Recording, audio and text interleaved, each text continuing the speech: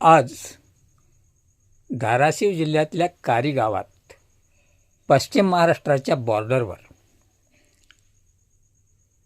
एक मराठा हृदयसम्राट संघर्ष योद्धा मनोजदादा जरांगे पाटील अचानक वळले आणि गावात आनंदाचे वारे वाहू लागले.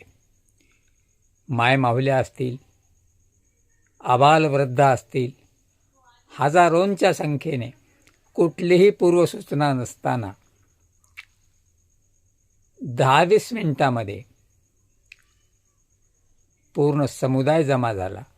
ज्या गावामध्ये 18 पगड जाती आहेत आणि सर्व समाज एकोप्याने राहतात, तो संपूर्ण समाज मनोजदादांचे विचार ऐकण्यासाठी धाराशिव जिल्ह्यातल्या कारी या गावी जमला होता.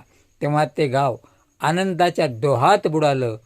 या प्रकारचे उद्गार काढले तरीही कमीच पडतील.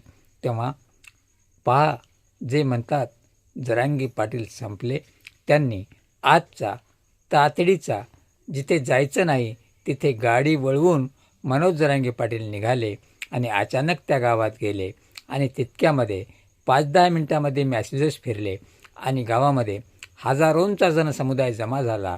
एका बाजूला आया बहिणी तर दुसऱ्या बाजूला वडीलधारी मंडळी, आबालवृद्ध मंडळी, असा तो जनसमुदाय पाहून डोळ्याचं पारणं फेटेल असा. आणि त्या स्वागताची तर विचार करायसारखी हेच नाही. काय ते स्वागत, काय तो हर्ष, काय तो आनंद.